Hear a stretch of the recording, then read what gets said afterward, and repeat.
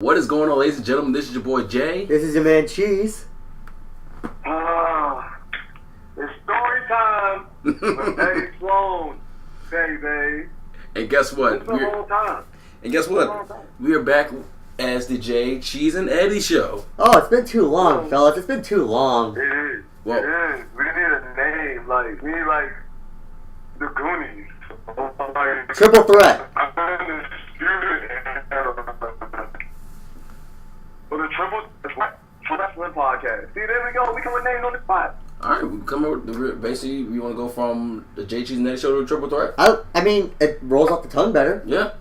Alright, so instead of the Jay, Cheese, and Eddie show, we are now the Triple Threat Podcast. How you doing, guys? I like it. Well, first and foremost, if you'd seen the last video that we made, which was months ago. Sorry about that.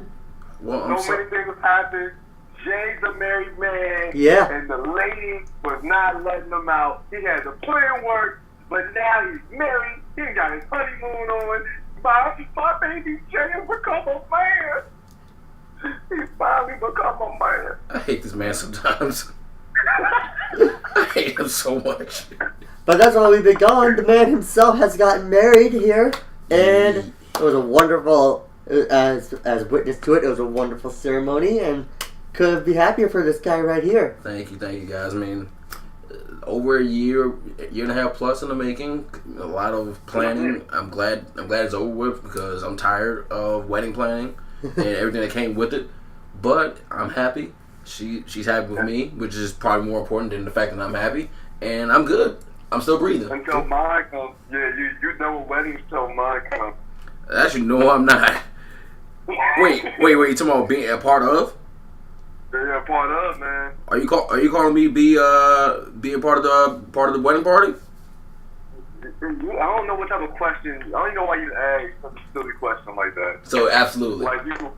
So you're not done yet. You got a couple more. What you got? About maybe 6 or 7 more weddings to deal with. Ooh, good grief. Probably. I hate weddings. I'm not gonna lie.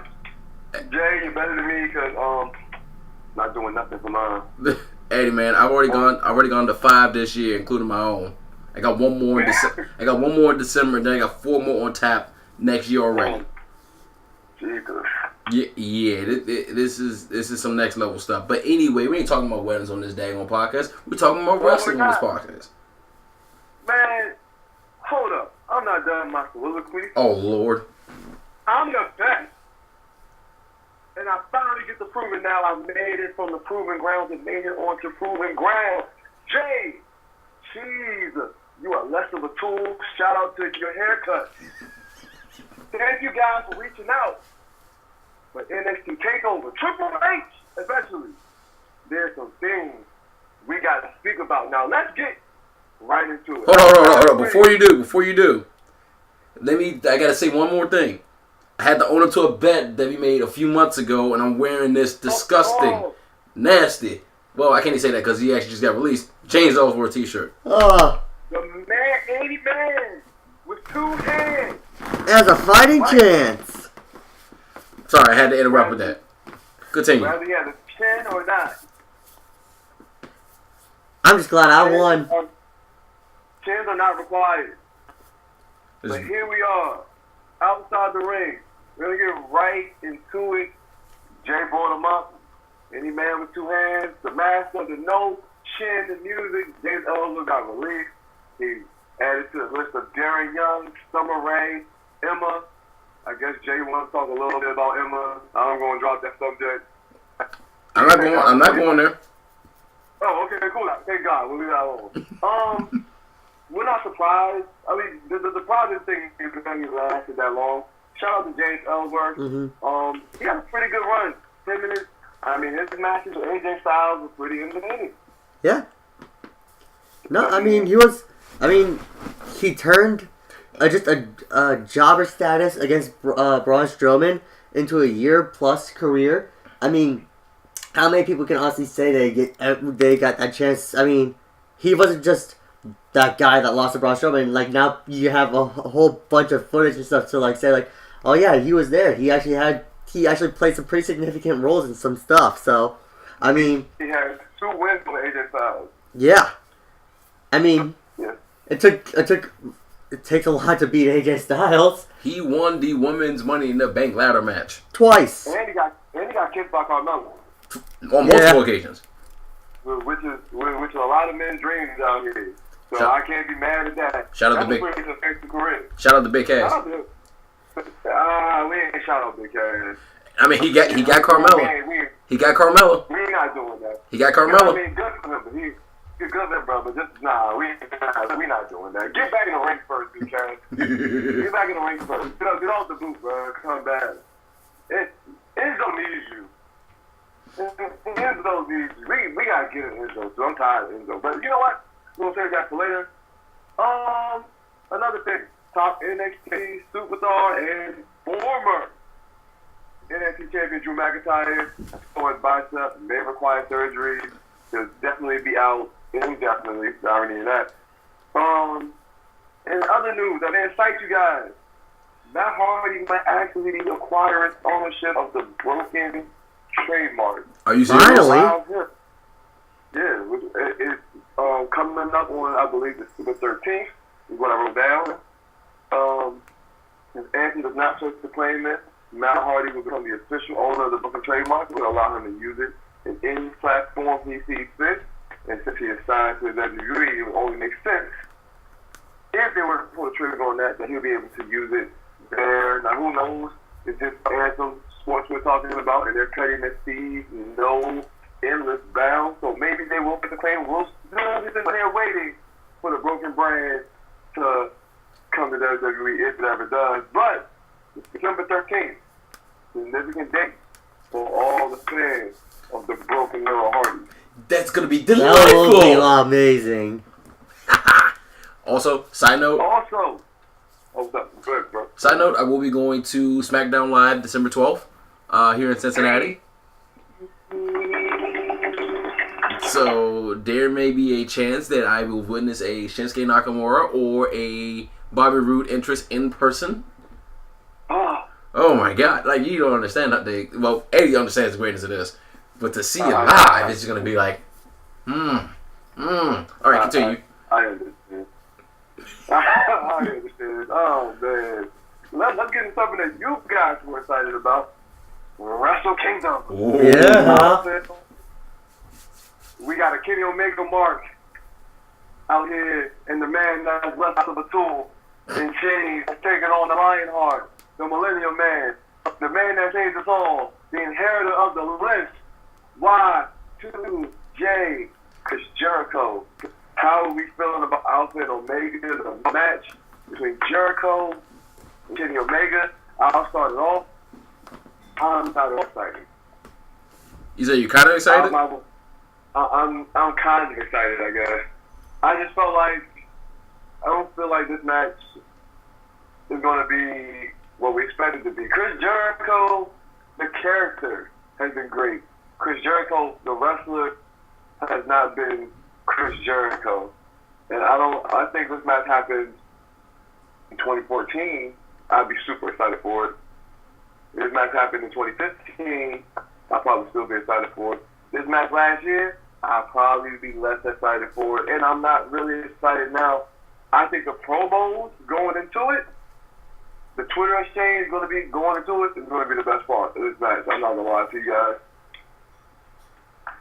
I'm excited for it. This is probably the one time. I'm not saying had I known about the greatness of Kenny Omega, I think last year in terms of the hype train that was there and watching Wrestle Kingdom, I believe last year, I'd have been down for this. I would be super down for this match. I'm not saying that I'm not, but Chris Jericho, to your point about wrestling, he is good enough to keep himself in decent wrestling shape, but it's not like anything to knock your socks off at this point.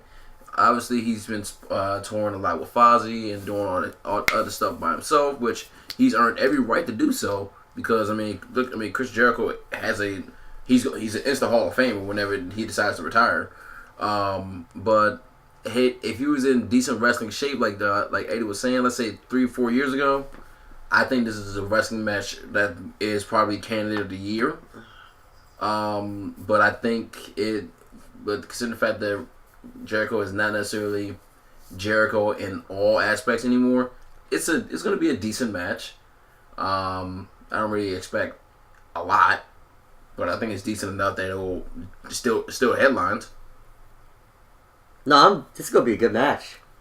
I mean, Jericho. Yeah, he's not who he used to be. But that being said, he's still Chris Jericho. I mean, you can't expect anything less than him to put on maximum effort. And Omega's like the man right now in New Japan. So I feel like he's the second man. It's fine. He's never been the man. He's never been the man. Sorry. But I mean, I still feel like this is gonna be a good match. Give Jericho a couple of months just to train, get in a little better shape. I feel like this could be a good 30-minute match. Oh, I'm not. I don't think I'm doubting the length or the. I don't think. I think this match would have been better. But I don't even say about anything. Anybody would be better than Prime now. But let's go into the fun that was NXT Takeover last night. Get it caught up, man. Oh man. Well, I wish that we would have got to see Pete Dunne versus Johnny Wrestling, but that match is going to take place on NXT this week. They recorded for NXT, and that's all well and good. But to start off, I believe the first match was the Velveteen Dream versus Aleister Black. And that match, I thought it was later on. But, that's the first match. It's the first match. Okay, the only reason why I said that because I was getting like updates throughout the night, and they came out like third as one of my updates. That's when I said that. What was the first match? I'm pretty sure that was the first match. Well, let's go talk about it. Go ahead. I can multitask. I'll do both. But yeah, that match between Velveteen Dream and Aleister Black was phenomenal. Literally phenomenal. Like, I could not believe. Like, I was not giving the Velveteen Dream enough credit. Partially because his character really freaked me out. Oh, no, okay. But so, no, the first match was Cash's Oh No. Lars Sullivan and Chris Hero. Yeah, Cash's Oh No. Which was a hard-hitting match. Shout out to Lars Sullivan. He's also a guy that surprised me way better than what he is. He finally got more than a 3-minute squash match. Him and Cassius Ohno put on a hard-fighting match. My man Chris Hero always coming in with the hard-hitting strikes. I thought he KO'd Lars Sullivan like 4 times. With them rolling elbows, the cravat crusher. He was laying it into this man Lars Sullivan. And Lars Sullivan looks like he's going to be one of the next athletic big men to come up and be a force in the WWE right now. He needs some more polish, but working with guys like Cassius Ohno will really help him take his game to the next level. Then we go to Aleister Black and Velveteen Dream. Yep. Just the theatrics in the match. From everything from the Velveteen Dream wearing tights that had Aleister Black's face on it, and his face on it, and across his crotch area that says "Say my name." He did the thrusting. He sat in the Indian stance. And Aleister Black reversed it and did the little weird creepy thing that Velveteen Dream be doing. All the theatrics of the match made this match a phenomenal match. On top of the wrestling was really, really good in this match. The fans were into it. The match was phenomenal. Aleister Black, of course, won. I don't think there was any doubt that he wasn't going to win this match, but he did acknowledge Velveteen Dream at the end. I thought it was a phenomenal match. Probably, if it wasn't for War Games, it would be second best match of the night. It would have been match of the night. Ember Moon versus Kylie Sane versus Nikki Cross versus Cheetah's girl Peyton Royce. Cheetah, I gotta admit to you, I am on the Peyton Royce bandwagon. She has become. She's I good. Can't describe how she makes me feel. Like, she's gotten really good. I never doubted her wrestling abilities. I was never doubting that, but she has come up for me in the past couple weeks. It was another fantastic match. Ember Moon, I had her coming in, winning the match. I thought she was the heir apparent. She's the only one that took Asuka to the limit, and she hit a double off the top rope stunner on 2 people, on Nikki Cross and Peyton Royce. Pinned Nikki Cross to win the match. Asuka hands her the championship, Ember Moon wins it in her hometown. A very feel-good moment. Well, how often does a champion win the title in their hometown? I know, right? Right, especially when you're in NXT where all you do is take from mostly Florida. And so most of your matches come from there. It was a pretty good feel-good moment for Ember Moon. She's been the heir apparent. I thought she was going to be the one to end Asuka's streak, but as Asuka said, no one can stop her, and we're going to get into that later. Andrade, this is the shocker of the night. Andrade Cien Almas defeated Drew McIntyre, the chosen one, to become the new NXT champion with Zelina Vega by his side. He has become a whole new man. This match was a shock, not just in the result, but how good the match was. It was good back and forth. Again, the fans were into it. That was a great crowd last night. Shout out to them. That was a really good match for Andrade Cien Almas pulling off the upset. Already previously stated. Did we think that he was going to win if Drew didn't get hurt, or do you think they called an audible? He won. He was going to win regardless. Okay. He was going to win regardless. It was a really good match. It was a really good match. And Andrade Cien Almas been quietly on the winning streak. He beat Johnny Gargano twice. He took Roderick Strong, and now he went on to beat Drew McIntyre. He's been getting the best Drew McIntyre for the past 2 or 3 weeks on NXT television. So this was apropos for him to become the new champion. I would be interested to see how long he holds the title. But it was a really good match. Then, the match of the night, War Games. You had the Odds of Pain with Roderick Strong, Sandy with Eric Young, Killian Dane, and the Axeman.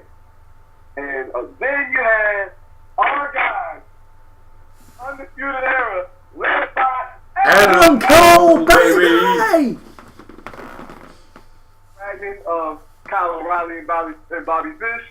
This match was incredible. I could not believe. I mean, with all the talents involved, we were former world champions, Ring of Honor world champions, TNA world champions, New Japan Tag Team champions. There were champions all in this match from the Indies, and they came in and they put on a show. It was violent, it was bloody, it was physical, it was everything you wanted in a War Games match. Fellas, you gotta catch up. You gotta watch this match. Adam Cole pinned Eric Young to win the match for the Undisputed Era. There were so many high spots. You want to see a 300-pound man flying off the top rope, kicking a trash can into somebody's face. Another 300-pound man going through 2 tables.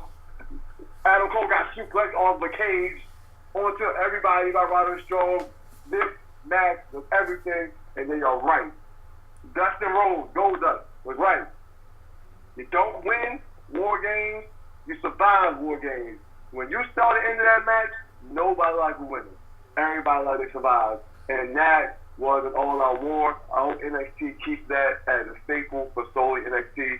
It was a fantastic match, a fantastic pay-per-view. Fellas, if I had to give this a ranking, it would literally be a 9 out of 10. Wow. It would literally be a 9 out of 10. It was a great pay-per-view. Every match was good. Everything, I mean, the shock factor, fan interest, quality of match, superstars in the match. You couldn't ask for a better pay-per-view. Something I want to bring up here that I heard about. Shout out to Steven Larson going to Raw Podcast. I heard this from them. That it's possible. Now, again, it's just for the rumor mill. It's possible that NXT might not be doing like future shows, but might start becoming a live traveling show. I guess I'll call it for lack of a better word. Because apparently they already booked Atlanta again down in the future. So, but it's possible that they might start be moving away from taped shows and start becoming a live show and even a traveling show more. That's heard through the rumor mill. It's not really far out there. That people talk about. That's one of the things they talked about on there. So it's not outside. Because again, this is Triple H's baby, and it would make sense that he would want to do this, but it's not outside the realm of possibility. Well, I mean, it's not only that. If you think about it, it makes sense because a lot of people really like NXT. Mm-hmm. And let's look at our resident Eddie right here. Mm-hmm. I mean, and we can't go to Tampa just all the time to see it. So I mean, and obviously the quality, you see the quality of individuals that come up from NXT to go to the main roster. Why would you want to see this developmental talent get even better right in front of your eyes on a traveling basis? I mean, it makes sense if they go this route. What do you think, Eddie? Oh, I am. It's one of them things where I think it's good for the talent, because like you said, once you keep doing the same thing over and over again, you're used to it. Like, everybody, you're probably going to see the same amount of faces, get the same amount of reactions, the same amount of, you already know what's coming with a crowd that you're always in front of in full sale. And so it is good to go out and get other experiences. But NXT travels and does live shows anyway. That's true. They're just not, it's not televised unless it's a thing like with Samoa Joe and Shinsuke, or Samoa Joe and Finn, where there were title changes that occurred and title matches that occurred that they taped live and they played on NXT. But I think that's a gift and a curse, though, because the NXT crowd, the fact they know the wrestlers, the fact that they know the catchphrases and how to react to the entrances, kind of teaches, when they come up, the mainstream fans how to react already. And if you're not getting that, it kind of does a takeaway from the character in the future. I don't know. But I think it's still all in all a good experience for them to go on the road. I just hope that they don't treat them like ECW or 205 Live. Like, I think NXT is way more important than that. I agree. I think that they should be handled carefully. But, yeah, that's my take on that. We are going to get into now. We're doing a versus. Which one do you prefer? We're going to grade Raw Under Siege versus Raw Raid Smackdown. Jay, this was your idea. Start it off. Who are you leaning towards?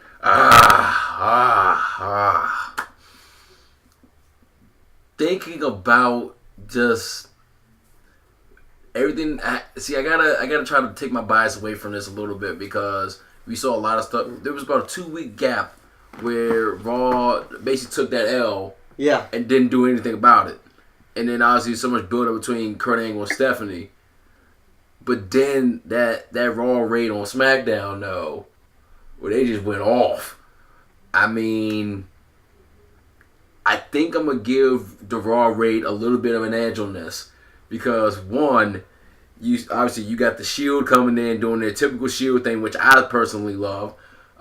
In the middle of the match between the New Day and Sami Zayn and Kevin Owens and them, and Zayn like this, Beast, y'all on your own, leaving him out to dry.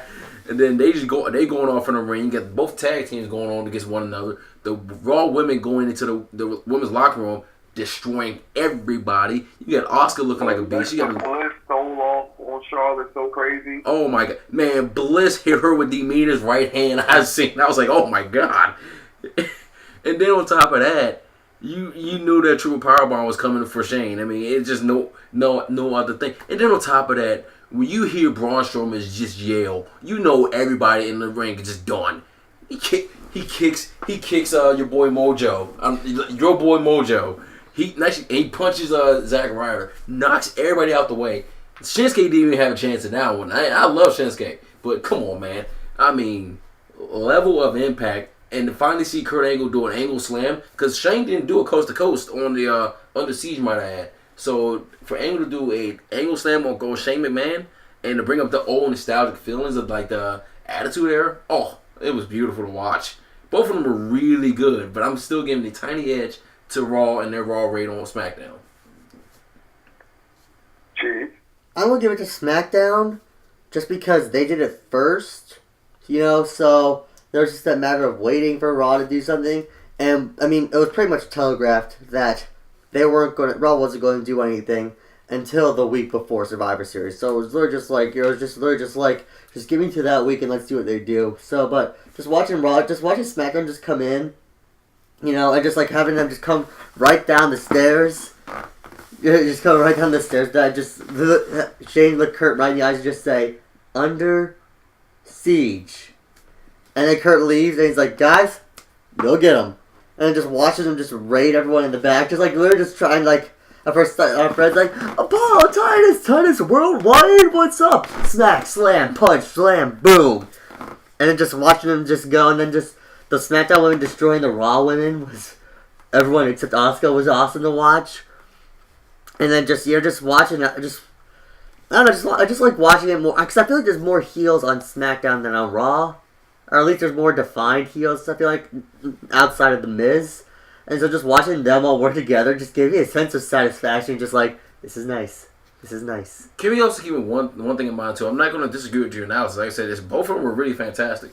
Let's keep in mind, during the SmackDown, when they put Raw on the siege, Raw was still missing some members of like their actual roster due to sickness, a.k.a. a Bray Wyatt or a Roman Reigns, even though you don't like them. Well, that's because, but to be fair, that's because they had that virus. So. I understand that. I'm saying, but you can't. I'm taking that with. I'm keeping that in mind too. I mean, but if those two were involved in the Under Siege part, it ain't that simple for them to go under siege like that. Okay, well, if it was just Bray Wyatt, it's still pretty simple. Wow. Did you disrespect Bray Wyatt like that? Okay, I'm not the one who had to put on a veil and start talking like a girl and be called Sister Abigail. Okay, nah, WWE messed him up on that. I still want to see that. I still actually want to see that, by the way. Okay, but anyway, you said you got SmackDown on Raw. I just thought SmackDown did it a little bit better, just because they took the initiative and they went first. If Raw went first, I would have said Raw, but SmackDown went first. I guess you do it first, you do it better. Eddie. I actually am going to agree with Cheese on this one, solely based on shock factor. It was shock. No one, like Cheese said, you knew Raw wasn't going to let them, not going to not do nothing without coming back. You know what I'm saying? Like, and the whole superstars not being there thing, I think that's a mute point, because it's not like Randy Orton came out to help SmackDown or John Cena get whooped by Raw. Like, or they went and found Braun Strowman, or they went and found Asuka. You know what I'm saying? Like, there were a lot of people left out of that butt whooping on Raw. Like, there were people left out of that butt whooping on SmackDown. Like, so I think that is wipes each other away. I think the shock factor of just SmackDown, because no one seen it coming. No one expected it. Like he said, he's under siege. I was sitting there like, wait, what does that mean? I'm confused. And then when I seen Shane running, I said, oh, wow, that's crazy. And they went and decimated the whole locker room. Yeah. Like, they ran up on them smooth. Like, that, based on, it was sort of like when the Nexus showed up. Oh, yeah. And it reminded me of that. And so I think that shock factor gives Raw Under Siege the edge over Raw rating SmackDown. So now we'll get into the... Wait, hang on. Can we... Before... I just want to bring this up. I saw a lot of people tweet this, and I 100% agree. Raw missed the mark by not using it. #RawTaliation. I mean, come on. Come on. It's right there for the taking. How do you not? I didn't care. I didn't really prefer the whole hashtag Under Siege thing either. I thought it was all corny. I don't know, all unnecessary. I felt like it was all forced. And why was Shane on SmackDown talking with a microphone in the locker room, looking like he was an inspirational speaker? Like, yeah, that was weird. He looked like he was one of them guys that's trying to sell you something, like a pyramid scheme. Mm-hmm. Yeah. Like, come on, guys, we can all be great. You just buy into my company where I get the top 90% and you guys get 10%. Buy into me. Like, he's like a con man. And then microphones appearing specially everywhere to Becky Lynch and guys like Baron Corbin. Whatever. Let's get to the fun part. Let's get to the Survivor Series preview, guys. It's a Big 4 pay-per-view, which means there is a bet on the line. There's a big bet on the line. I mean, we all know that I'm going to win with win-losses anyway, but not about me winning. It's about you guys betting with each other and the loser being embarrassed. So, Jay and Cheese, what stakes are on the line? Because you're only playing for second place. Well, let's put it like this.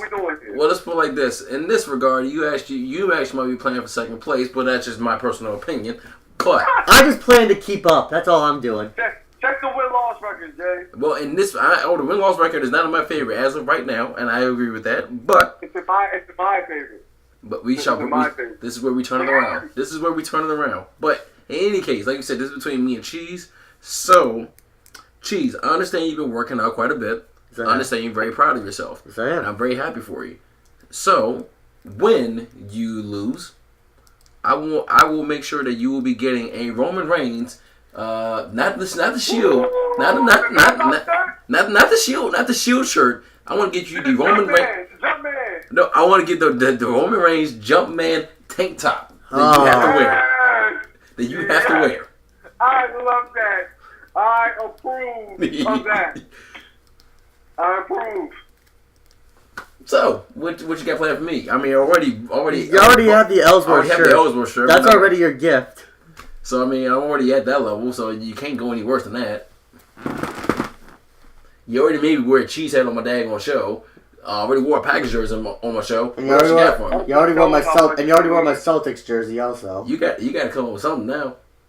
That just shows how much you've been losing. You've won all of those things. Yeah. Your win-loss record is repugnant, man. We don't talk about these things.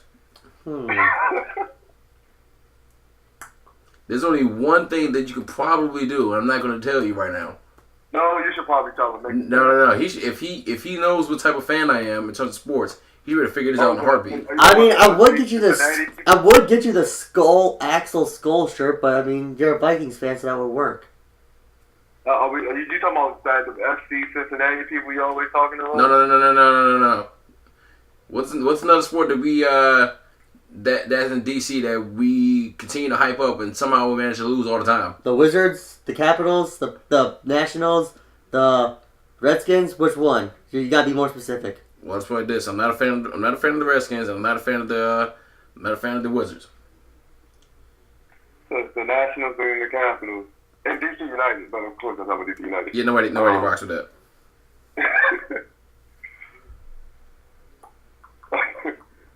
You know what? I'll do a format because he's taking too long to think about this.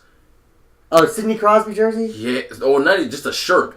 You want to know how much I will pain the crap out of me if I had to wear a Sidney Crosby shirt?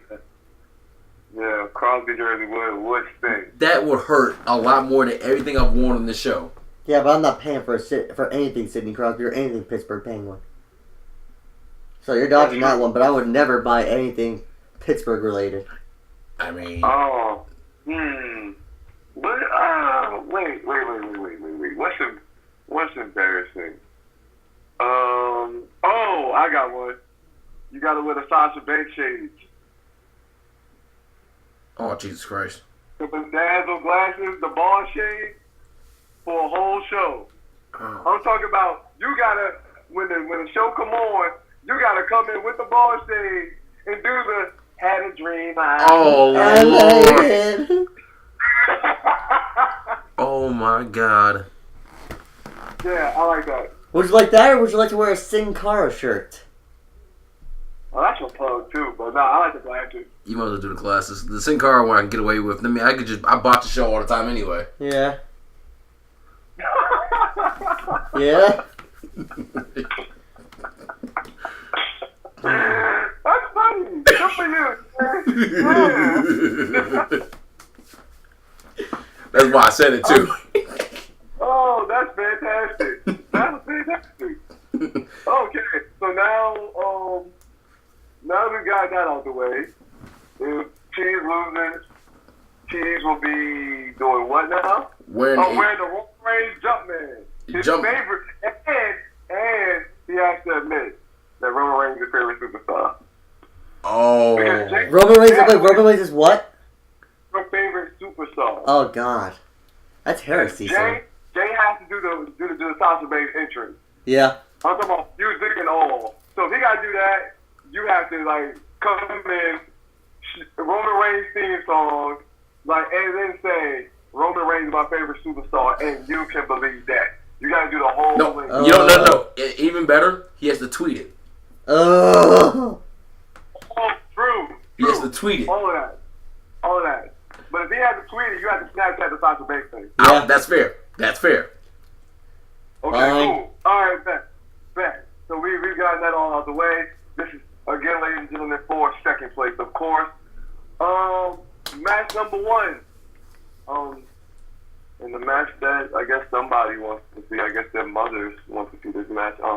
We got Enzo Amore versus Kalisto. Who cares? It's Enzo. Let's move on. Cool. Let me set the columns. J, Toolbox. Oh, Jay, he's hurt your feelings.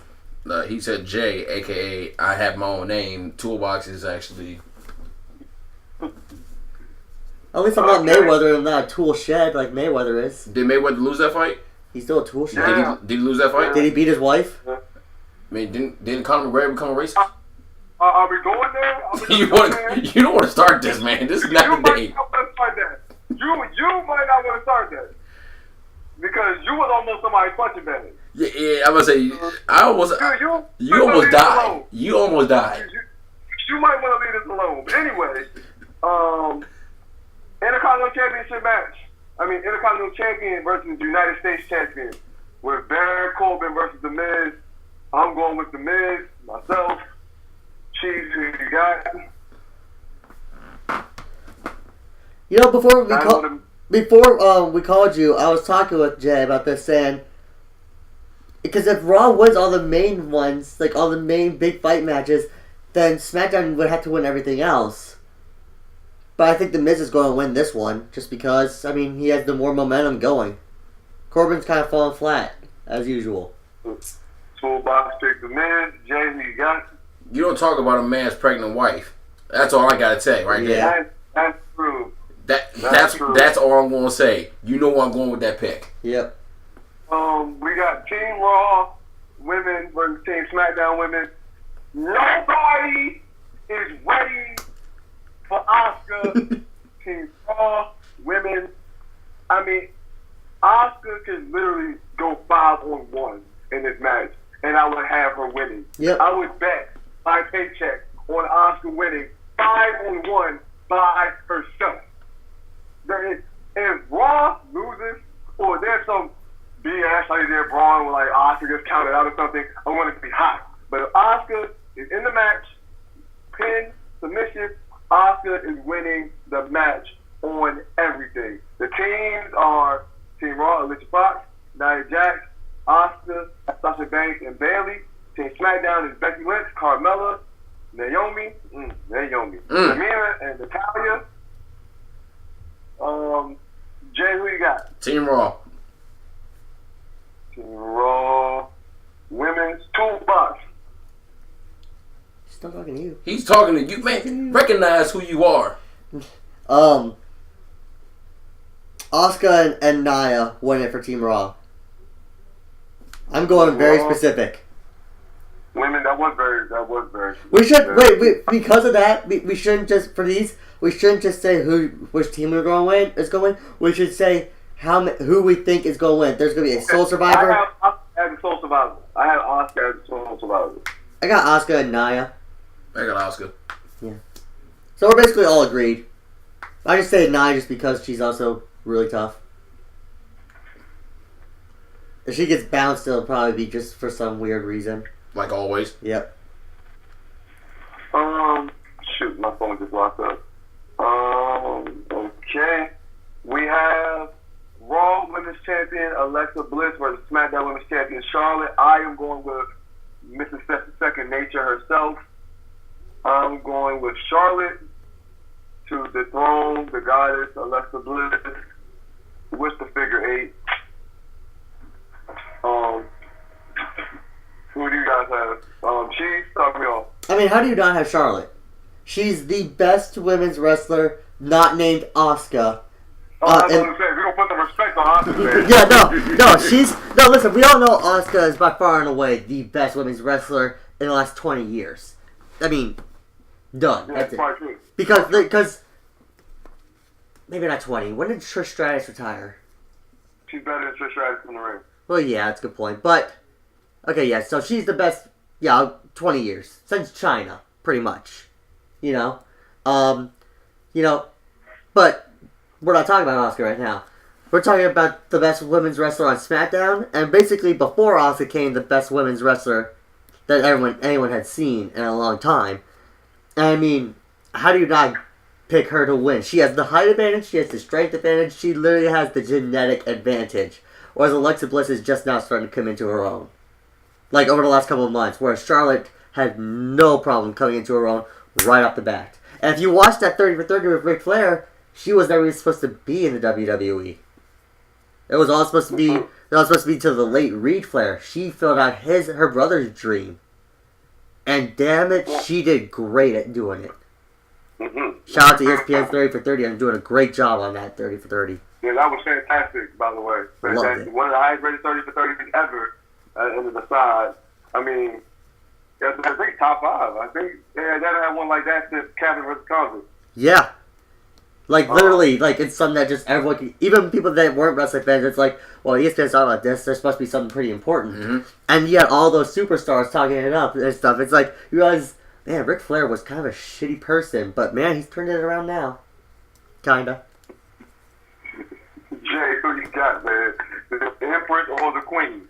The Queen was... It's the goddess, she's the goddess. The Empress is Asuka. The goddess, Asuka is the Empress, you're correct. You're going with who, Jay? The Queen with natural selection. Okay, so it's 3, Charlotte. Okay, Raw Tag Team Champs, The Bar, versus SmackDown Tag Team Champs, The Usos. I am rocking with the Usos! You're in rocking with them. We're gonna get into that, but they are my tag team of the year. Shocker. I'm going with them to smoke The Bar. Jay, who you rocking with?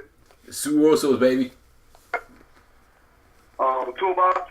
I mean, how do you not pick the Usos? Come on. It's the Usos, clearly. You finally came around. Well, I say we have video documentation of how much you have hated I know. on the Usos. I know. For actually for over a year now. But then I watched them fight the New Day. And I watched them fight the New Day. And the New Day. And the New Day. And the New Day. And I'm just like, hey, man, my God, these 5 guys are just unstoppable together. Hey, man, that Hell in a Cell match was absolute fire. I mean, it took me a while to come around.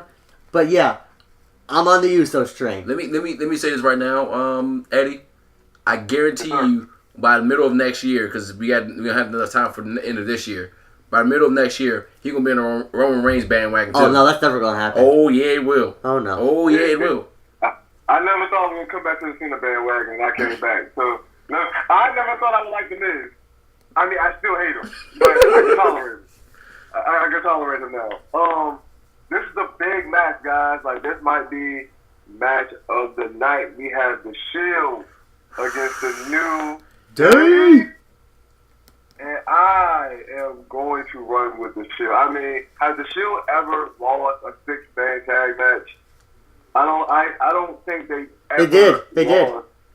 Against who?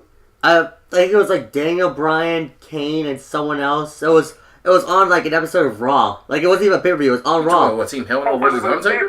No. I think it was. I don't think they lost that match. I just remember it was on Raw. I don't think Daniel Bryan locked into Yes Lock and Seth Rollins tapped out. I know it was 3-on-3. It was on TV. I remember it. I don't think they lost that. I don't think that was a 3. I don't think it was 3-on-3. I think it was. I don't think the Shield have ever lost a match in 6 man. But you know what? Cheese, who are you picking? Well, I do my research. I'm rolling with the Shield myself. I can believe in that. I can believe in them as a unit. I think that this match is going to be a classic. It's going to be incredible. It's going to be incredible. I don't know what you else really want to say about it.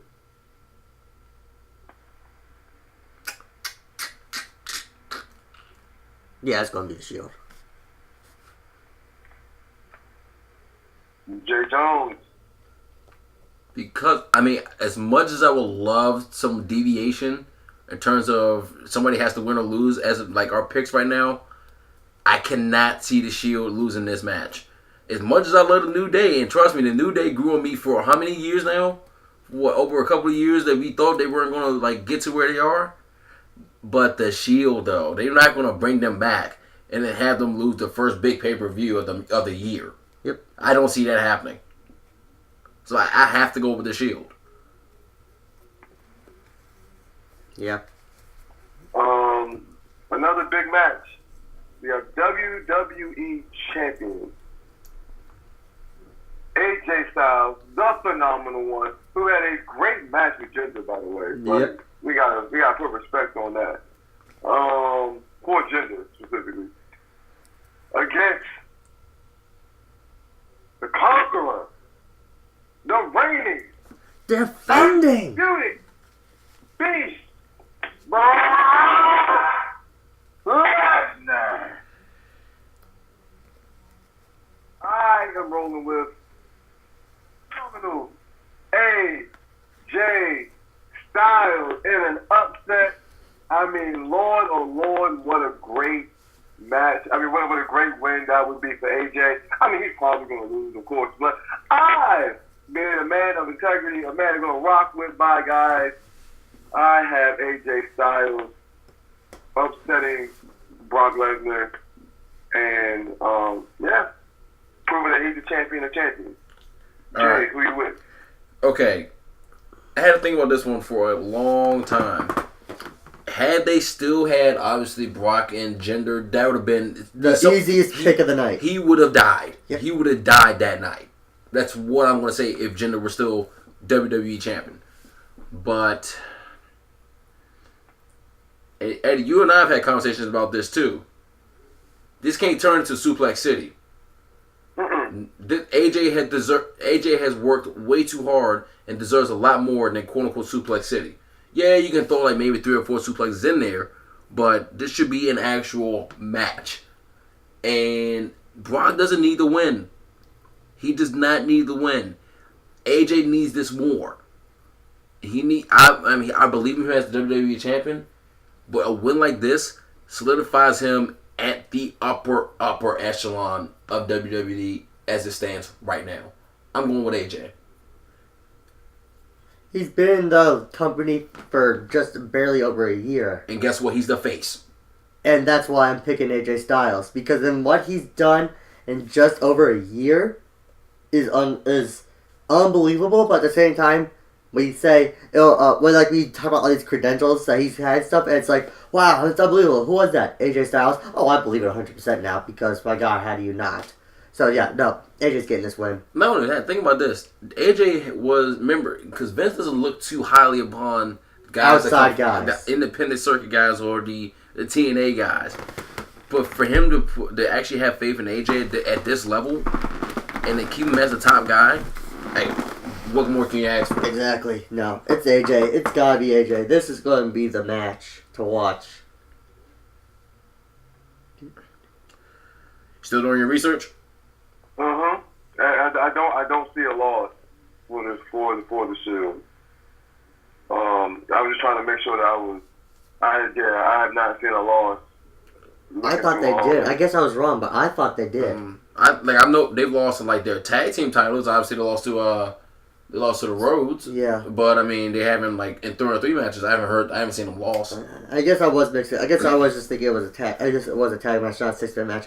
My mistake. I don't know why. For some reason, I thought they did. No. Like when they were getting ready to be split up, I thought they lost one. Because remember, they split up after beating Evolution again. Right. Like after sweeping Evolution. But Alright, my mistake. I'm sorry. No, you were right. You were right. You were right. Here is the loss. The one loss. Which one is that? It's Team Hell No and Randy Orton. When Daniel Bryan made Seth Rollins tap out. Oh. I thought so. The double RKO was a forgotten member that we forgot about. Because I know they didn't lose when they were fighting against the Undertaker. I knew that wasn't the case. But yeah, the main event: Team Raw versus Team SmackDown. The men.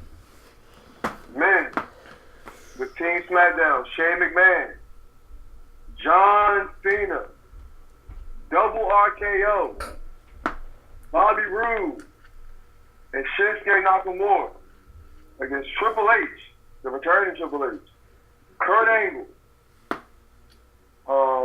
Jesus, I lost track. Finn Balor. Finn Balor, Samoa Joe, and the monster among men, Braun Strowman. No. Braun Strowman. Let me say, put some respect on that man's name, LeBron Put Strowman. some respect on that man's name. I missed you guys' pick. Jay, who are you picking for AJ and Brock? I picked AJ. Toolbox. AJ as well.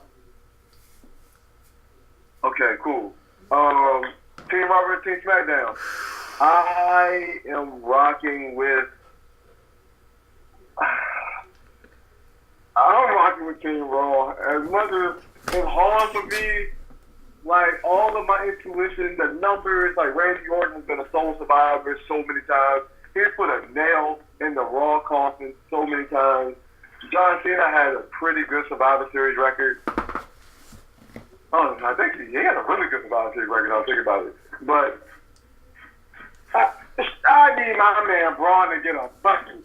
I need my man Finn to get a bucket. I need my man Samoa Joe to get a bucket. I need my man Kurt Angle to get a bucket. And I need my man the Gamer, the King of Kings, the 13-time world champion to get a bucket. The storyline in this match, fellas, that we have to pay attention to. If we're going to go in-depth in any match, it should be this one. Triple H and Shane McMahon in the same ring at the same time. Finn Balor and Shinsuke Nakamura in the ring. Finn Balor and John Cena. Samoa Joe and Randy Orton. Samoa Joe and John Cena. There are Bobby Roode and Finn Balor. There's a lot. Braun Strowman and everybody. A lot of matchups. A lot of lockups, a lot of fighting that we're going to get in this match that needs to be addressed. But the most important one to me is the Shane McMahon and Triple H one. This is a match that I personally been wanting for a long time. There is legit distaste for each other between Shane and Hunter. And I think that story is a better story than any story I could be told with WWE right now. To be completely honest with you. I want to see them face to face in the ring, throwing blows. Shane McMahon and Triple H. That's a pretty big deal. I don't think that's been harped on enough. I really don't think that's been harped on enough. But that's because Triple H just announced he was part of that team this past week going into it. So there was. No, he's talking about longer than that though. Agreed, but you still had a whole SmackDown show.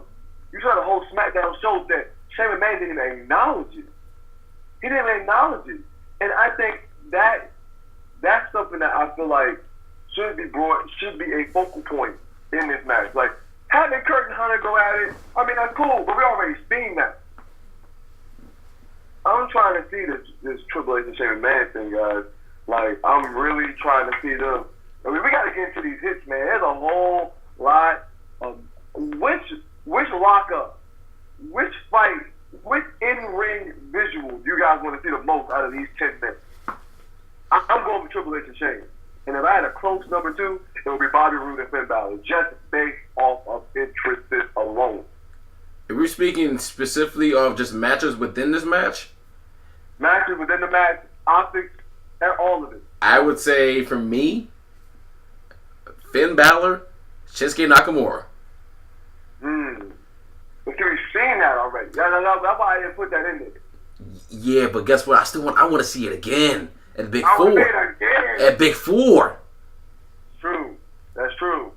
I say we haven't seen it at the Big Four yet. That's why I say that. That's true. Matches within the match. You're not picking your team yet. Didn't Shinsuke break Samoa Joe's jaw? He did. There you go. Shattered. Because how many times did they have a match since he broke his jaw? They had 2 more matches. 2 more? One of them was in a steel cage, and another one was just a regular match. Who won both of those? Shinsuke won. Both of them? Shinsuke didn't lose a match in NXT. It turned off the match with Bobby Roode. And you're going to tell me that you're not excited to see an angry Samoa Joe looking across from the guy he's 0-3 against who broke his jaw? And you're not going to tell me that's not going to get you hyped? That is what I want to see. That's what I can't wait to see. I mean, these are all good points. I'm not disputing. Once you break someone's jaw, and then you're standing across the ring from the guy who broke your jaw, you are not looking at what's going on in the ring. You're not looking at your teammates. You're not looking at anyone else. You are looking at that guy the entire no matter where he is. You're staring daggers through him. And as soon as that guy's in the ring, that guy who got his jaw broken is just going to freaking tag himself in, jump right in, and just stare him right down, just start throwing. So nobody cares about the Triple H and Shane as much as I do? I feel like it's... I can't. Well, here's Eddie. Here, I'm not saying I'm not interested, but here's the reason why I put other matchups above that. Only because WWE is like kind of throwing like their own nostalgic feel into this. Obviously, you got what? You got Triple H, you got Kurt Angle, you got Shane McMahon. All of the, like, let's say what? You want to say the previous two eras now? At this point, yeah. Attitude and Ruthless. So I mean, like for me, I guess I've been more excited for this new, not necessarily new, but this iteration of this generation of wrestlers. And it's kind of, I don't want to necessarily go back to the past. I think I've seen it enough already. And consider the fact that bro, we have not touched that story yet, bro. I understand. There are so many. The Triple H could drop a bomb like, you're mad because your daddy loves you more than me more than he loves you. No. I'm not saying storyline. I get you on the storyline. I'm talking about just wrestlers in general. Oh, agree. Oh, we're just talking about in-ring work, and it's not even close. That's where I'm going with that. I'm saying I've seen enough of Triple H. I've seen enough of Kurt Angle. I've seen enough of Shane McMahon in ring to last me a lifetime. Storyline wise, you got a very good point, and I'm not going to argue with that. But in terms of what I want to see in the ring, sequences, them just going back and forth with one another. I love the new iteration of the wrestlers that they have now versus the slow, methodical pace that we probably most likely will see from those three competitors. That's just me. Agreed. My sole survivor would be Finn Balor for Team Raw. Oh, we still got to pick a team. Yeah, we haven't even made our picks. And you guys are picking you first. Jay. No, I got to go to cheese in this first. All right, I'll go first. I'm going to pick Team Smackdown for two reasons. One, because if I said Team Raw, then the whole point of the bet would have been pointless because we agreed on everything. And two, I just feel like they got assaulted. Usually the people that ends up on their back ends up on top on pay-per-view. The ratio, it's like 55-45%, but still, it happens more than doesn't. The numbers are in your favor. John Cena has a winning record at Survivor Series. Randy Orton is one of the greatest Survivor Series competitors to ever lace a pair of boots. And you got he won for King Smackdown last year. Yeah, and you got Shinsuke, who's just great. You got Bobby Roode, who we all know is great, and I feel like this could be like his really big breakout match. And Shane's probably gonna be the first one out. But I'm gonna take SmackDown. You have a guy, I think John Cena only lost once at Survivor Series. Randy Orton has been a sole survivor 3 years in a row, on top of winning Survivor Series last year. You have some choices when it comes to who you have. Yeah, this is the hard part, is figuring it out. Mm-hmm. But I think it's probably going to be Shinsuke and Randy that finish strong together. Like, I feel like in the end it's going to be like they're going to work together. They're going to take out Braun Strowman to get the win. And I feel like it's going to be those two versus Braun in the end. After the RKO, he gave to Shinsuke? Really? They don't have to like each other. They just have to work together. Man, Shinsuke is a very vindictive son of a SOB, man. But the thing is, this isn't about them. This is about the brand. Well, guess what? As soon as the bell rings and it's over, then Shinsuke's going to hit him with the Kinshasa. We thought Dean Ambrose felt the same way about Team SmackDown, and then he teamed up with Roman Reigns and Seth Rollins to powerbomb AJ Styles to the table. Like I said, sometimes it ain't just about it's about the team overall, but Kinshasa could come out of nowhere for everybody. Survivor Series 2001, Team WWE versus Team WCW. Chris Jericho literally turned on The Rock, almost caused The Rock the match for Team WWE when he hit him with the stroke. Almost took The Rock out. But Kurt Angle betrayed Stone Cold to help The Rock win the match. It was just a whole bunch of double turning. So anything can happen, G. Yeah. That's what I'm saying. And Ken Shots could come out of nowhere. I know, Cam, but in the end, you gotta think about it though. Those guys both know they can't beat him on their own. That's a multi-man effort to take out Braun Strowman. Man, that's true. It took 5 guys to throw him into one trash truck. He ain't with body in the shield by himself. Yeah. He is that man, Braun. Whew. But Jay, we got Team Raw, Team SmackDown. We got one on one side, one on the other. Which way are you leaning, and who do you have being your survivors? I'm going with Team Raw. Team Raw. And because I'm riding the hype train right now, I'm keeping my man LeBron Strowman as the sole survivor. Here are the reasons why. I have never seen when they always talk about the big man matchups that they brought in very recently with Braun Strowman, you would think on paper, oh well, here we go. It's gonna be slow, methodical. He's had some of his best matches with big men this year. Yep. Let's keep that in mind. Big Show. Obviously Big Show got in the best shape of his life. Yeah, but he had one of the best matches with the Big Show I ever seen. And on top of that, he broke the ring with it. Okay, before I even go that far, Big Show has been involved with the three ring breakings that have happened in WWE. All 3. Yep. All 3 of them. Brock Lesnar, Mark Henry, and now Braun Strowman. He's been involved with all 3 of those. All of those have been very, in terms of Braun Strowman matches this year for big men, been very exciting. Also, let's talk about the fact that Braun Strowman has been laid out to be probably the most destructive force in WWE I've seen in quite some time. It's insane, and they've actually built him up and built him as a character, and they made him look strong even in losses. Let's keep in mind too, Braun Strowman, they kind of jobbed him out a little bit to Brock Lesnar because no one F5 is taking him out that easily. Come on, man, I can't believe that. But let's play this. He put Brock Lesnar through 2 tables. He actually gave him a run for his money in the one-on-one matchup. And on top of that, did you not just see that match with Kane? That he just put him through the dang old ring? I thought that was beautiful. I thought that was absolutely beautiful.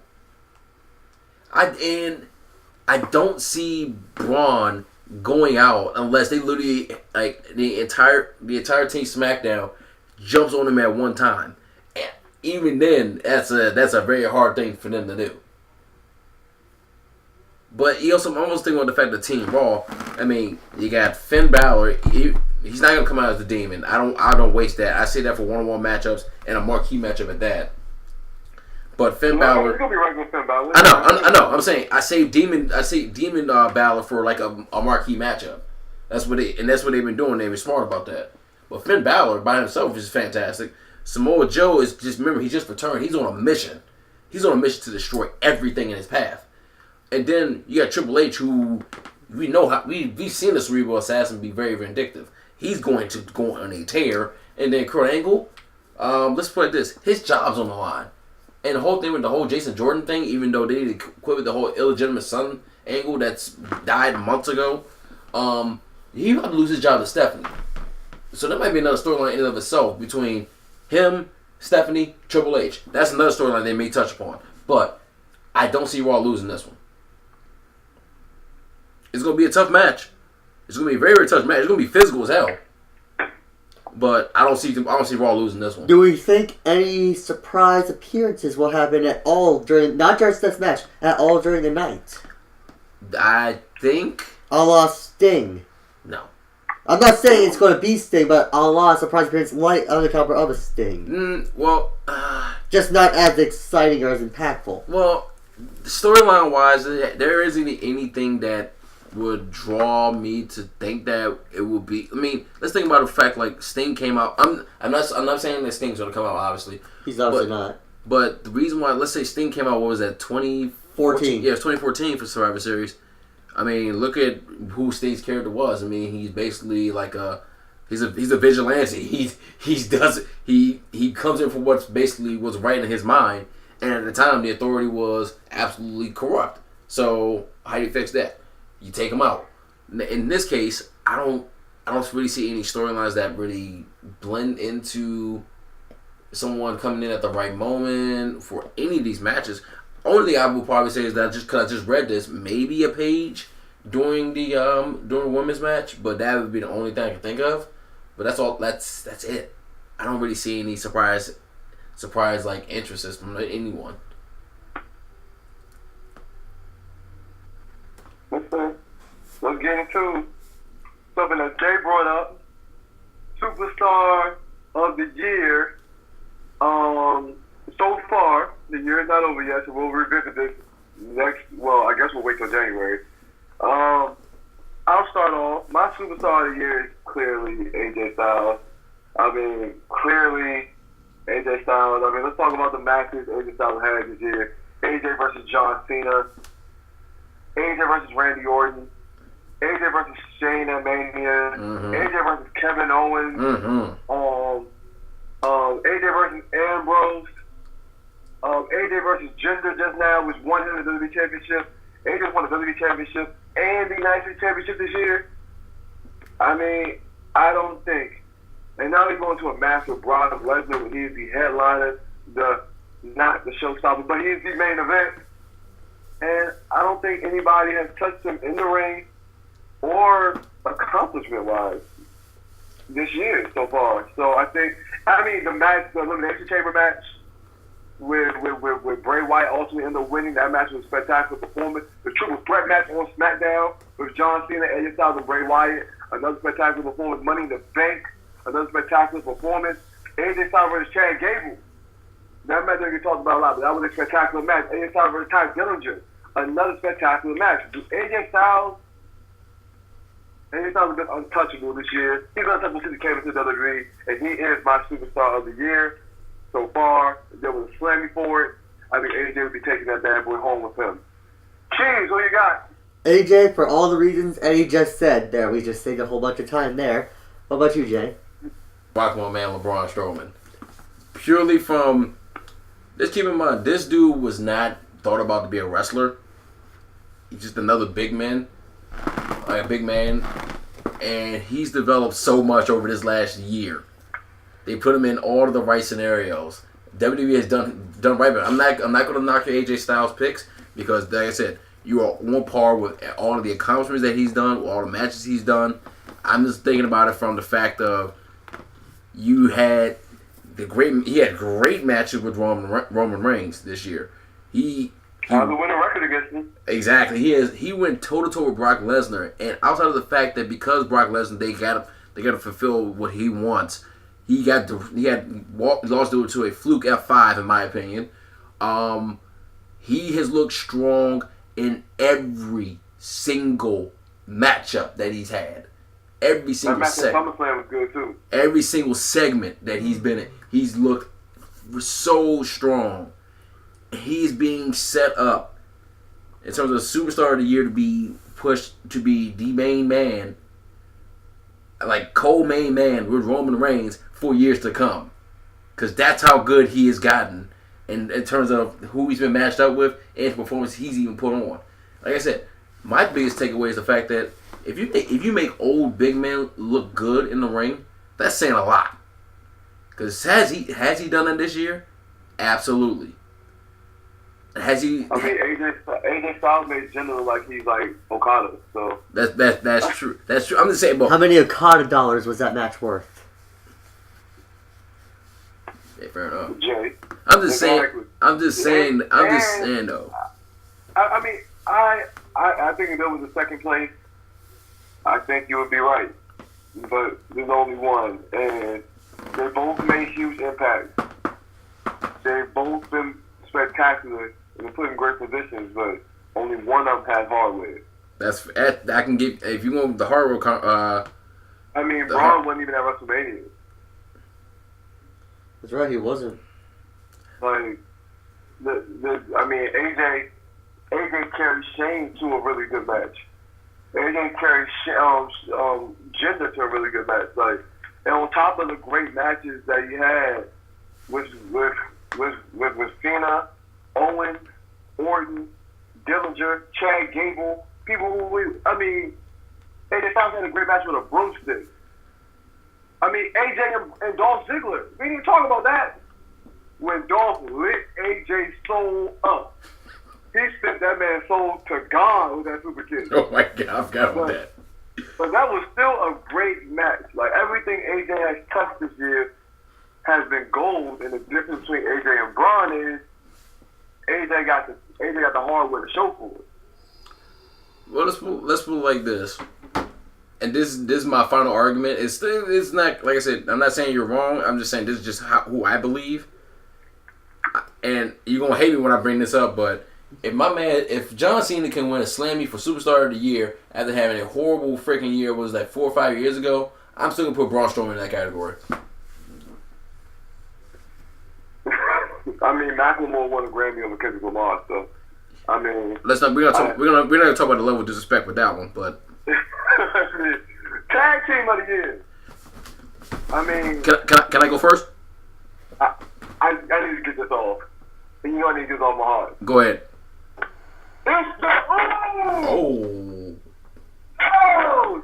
They are tag team of the year. They had classic matches with Breezango, classic matches with American Alpha, classic matches with the New Day. They're about to put on a classic with the Bar.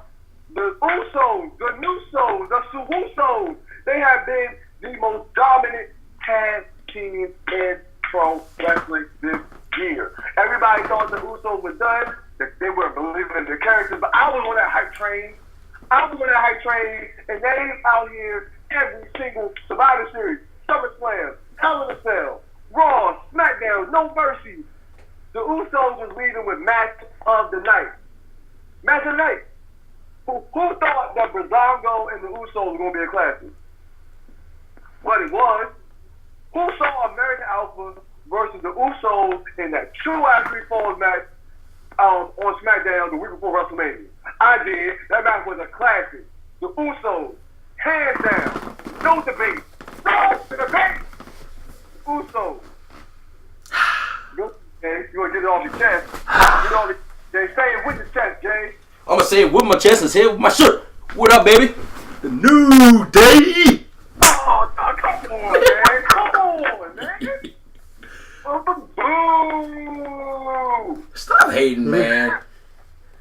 I'm not taking. You said explain myself. Yeah. Okay, you still got classics for the New Day. Like you said, you bring up the Usos. Yes, they brought on the classics with that. You talking about they actually held tag team titles for what? They still held the record for. They got the record for how many days they've held it. I feel like 600 something. No, it's 400. It's like 400 something. It's like 400 plus days for holding a record for holding the tag team titles. They've gotten both tag team titles this year at some point. Yep. On both brands. The Usos haven't had the opportunity because they've only been on one brand. That's not my problem. That unfortunately that's not my problem. So they've held the tag team titles on both brands. What else have they done? Promos that they've cut, fantastic every single night. Are we talking about promos? Are we talking about promos and not mention the Usos? The Usos just got the last 8 months. Last 8 months. Let's be real about that. Let's be real about that. Cooking all year. Usos been cooking all year. Let's be real about that. You're wild. Don't get on X-rated like your boy Xavier Woods. Oh man, hey, come on, man. Hey, man, that's my boy though. Come on. The New Day has not delivered a harder line than what the Usos said to the New Day. We said, don't get all X-rated like your boy Xavier Woods.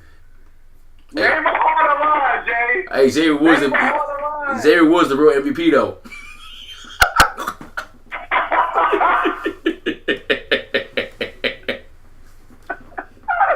But it ain't been a harder line than that, Jay. Come on, Jay, man. I don't give a respectful to the Usos, man. Be respectful, man. Hey, sometimes it ain't about the line. Sometimes it's about how you finish. Oh, my bad. Oh, Lord.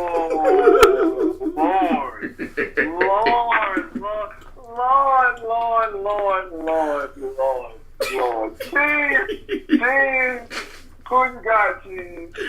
You know, I mean, it's really hard to say, but I gotta say the Ascension has just been so great. Don't troll it. Do not troll me like this.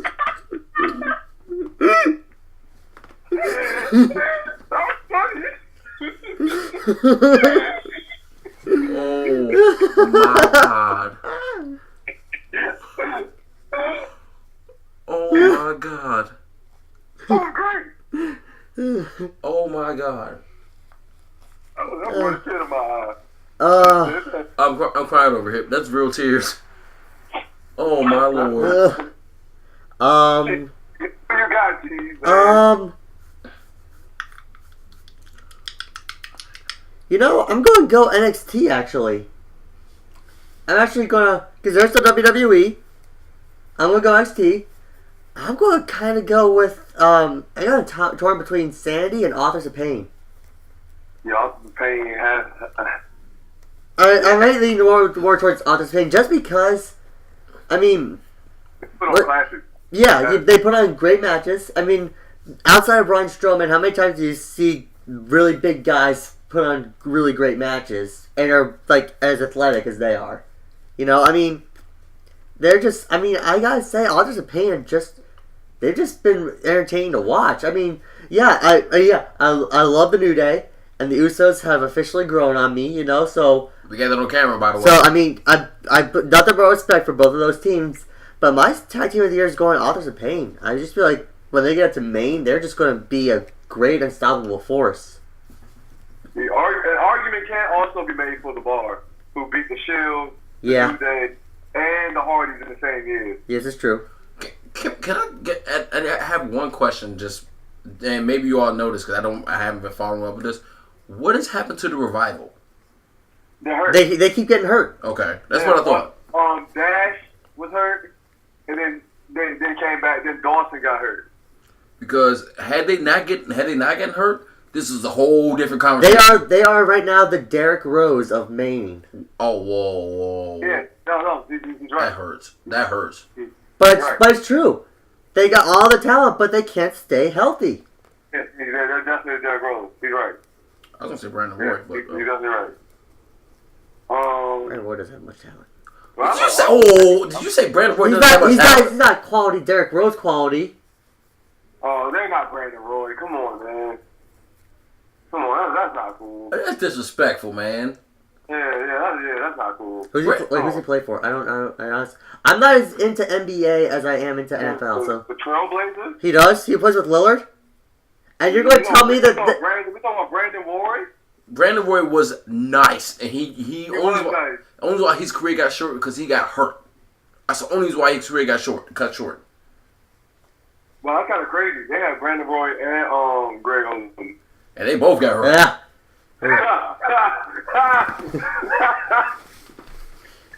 Anyway, wow, that was a pain. That was a shock. Female superstar of the year. Nobody can mess with Asuka. Nobody can handle Asuka because she is the Empress of Tomorrow. Everyone, there is no queen, there is no goddess that can stand up to the Empress. Nobody can handle Asuka. I gotta say, I think Emma's also had a pretty good year so far. She actually did! She did. That's the sad part. It's like, you think you're trolling. No, she had a pretty good year. It was a pretty good year. All things considered. But I gotta tell you though, Dana Brooke, I mean... No, it's Asuka. We all know that. First of all, let Dana Brooke be on her own right now. She literally lost her boyfriend that died. Let that be. Let that be. I didn't know that. Yeah, remember it was a bodybuilder, Dallas McCarver. He choked on his food, right? Something like that. Choke on his food? Something like that. Yeah. I did not know that. Yeah, so I would say let that. I know you were trolling on that one. I withdraw my statement. I did not know that. I mean, we gonna show respect that, but she got catch these jokes. When King Smackdown came and she started running, yeah. No. She gonna catch these jokes. She gonna catch these jokes. She was running, bro. She was looking like Forrest Gump in the video. She was gone. All right. She gonna catch these jokes. All right, for me. Oh, I feel her man, but she was running. Have y'all seen the meme? Yeah. Dana Brooke running past Forrest Gump? Yo, no, bro. She gotta catch these. All right. She gotta catch these. I ain't never seen Dana Brooke put on such a spectacular performance. Like in ring, that was Dana Brooke's most impressive thing WWE ever for running the news away from King Smackdown. All right. In terms of G. he said I said Oscar. Oh, clear. Jay. You be surprised with my pick, but it's big. Mickey James. Hey, don't sleep on Mickey James. Don't sleep on Mickey James. What you think was wrong? It's okay. But if you're bringing up like hardware and accomplishments this year and development, I'm actually going to Alexa Bliss. You mean Oscar, the longest the longest reigning women's champion of also for professional wrestling? Not well. You got me on that. I'm talking about think about Alexa Bliss this entire year, what she's done, and all the matches she's put on. We've raved, and we have it on record where you have raved about Alexa Bliss going off, being five feet of fury, going off, putting on matches with Nia Jax, Bayley, Sasha. Like, shoot, man. And on top of that, holding both women, she's the first woman in terms of this new era to hold both titles on both brands. Man, what a year! Are we gonna really give that much props? I mean, I am. Because only two women had the opportunity to do that. Only two women been on both shows. Yeah. Well, guess what? As of right now, I'm absolutely doing that. That's a cop out, man. That's a cop out. It's a cop out. Like you don't get credit for being the only person with the opportunity to do it. Like you and somebody else, and both of y'all did it. Like congratulations, both of y'all got shot at both belts and won it. Hey, guess what? She did it. And on top of that, I'm also putting the fact that she cracked Bayley over the back with a kendo stick too. That was hilarious. Are we gonna not forget about the Bayley "This Is Your Life" how repub that was? Number one, Oscar. Alexa Bliss had a match better than Oscar and Nikki Cross last woman standing. She did not have a better match than Oscar and Ember Moon. She did not have a better match than Oscar and Mickey James. Like she did not have a better match than Oscar versus Peyton Royce versus Billie Kay. Versus I think Ember Moon in that match too. She has not had better matches than anything Oscar put on. She has not held the belt combined longer than what Oscar had. Oscar's still undefeated. I mean, you know how Alexa had to become a two-time multiple champion? Because she had to lose. Oscar ain't lose. Oscar's not lost yet. So there's no way anybody can place above the Empress because the Empress has not been touched. You can't go 19-0 and a team that goes 17-1, 17-2, you put them over them. No. The 19-0 team is the one. Undefeated. She's the 72 Dolphins. Oscar. She's the one, Jay. You're wrong. Alexa Bliss is cool. But she ain't touching Oscar in no category. With the losses, length of title reign, quality of match, none of it's close. Well, none of it's even close. Unfortunately, I got to throw this little caveat at you. You're going to hate me for it, too. The injury bug. I'm going to have to throw that out there for one moment. I got to. And for all that quality content that she put in while Oscar was hurt, what did it do for her? Nothing, because none of those matches still touched anything Oscar did. Oscar was out for 3 weeks. We all Oscar was been out for 3 weeks. Hey. Even though he just put on a classic match when she got hurt and won and still won. You're not changing my pick, man. I'm still putting Alexa as a. I mean, that's your pick, but we just gotta acknowledge that it's wrong. Yeah. I mean, that's the thing. Which is not that is wrong. I don't think he's a vote for that. But there's all popular vote. I mean, things like that happen. So we're not surprised that losers, get picked in great positions. But the thing is that, my man, ain't no one. We have not seen Oscar tap or be pinned. I seen Alexa Bliss tapping out to that base station. But I seen Alexa Bliss feel that glow. Yep. Yeah. I mean, all I'm saying, all I seen was Oscar knock people out. They didn't tap people out. And then throw them out. Have you seen that last woman standing over her, Nikki Cross? Put her through a table. Like, just really out here, man. I mean, he really out here. You disrespectful. one thing. Just like the influence like that. You got to learn, bro. You do. It's sad. I'm siding with Cheese, toolbox. Yeah. The hell.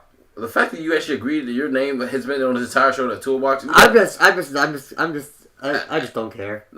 We have some pride, man. Ain't no problem. You know the truth, man. No. So has some pride in the fact that he's been called Toolbox the entire episode and he hasn't really said nothing about it. That's what I'm saying. Well, what can I do about it? What can I do about it? Honestly, I mean, there's no point and he's just going to do it anyway. But you don't. You had to have banter back and forth. You're a jerk. If you're a tool, you're a tool. If you're a punk, you're a punk. If you're a punk, you're a CM Punk. You're going to get somebody's punching bag. That's just how life plays out for people, man. Like, you know, everybody got a roll around these parts, Jay. You know that. Break the standards, man. That's all I gotta tell you.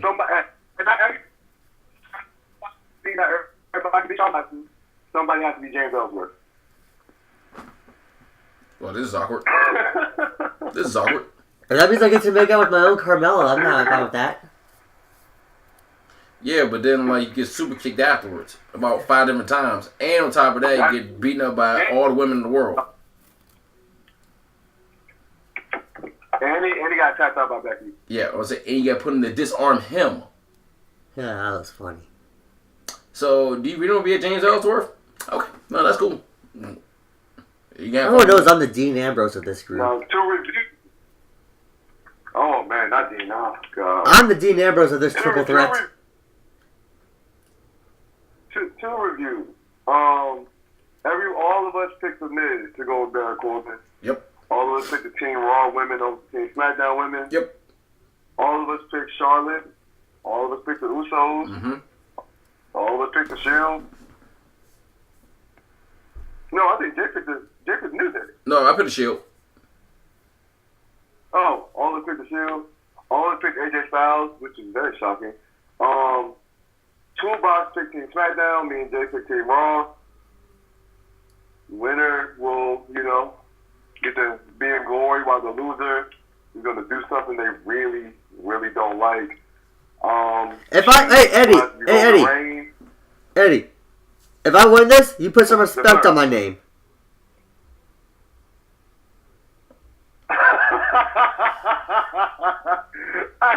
Okay, I'll go back to calling you Cheese if you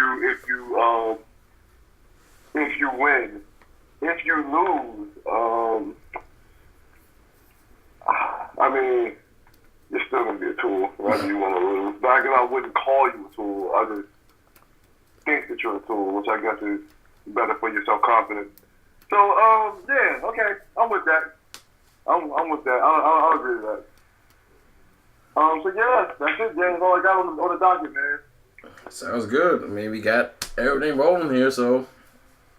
Guys, if you enjoyed this episode of the Triple Threat podcast. Go ahead, keep going, I'm good. You sure? No, don't much better. Alright, let me finish up here. So if you enjoyed this episode of the Triple Threat podcast, please drop a like at the bottom of the video. Subscribe to the channel if you are new. Twitter handles will be down in the description down below.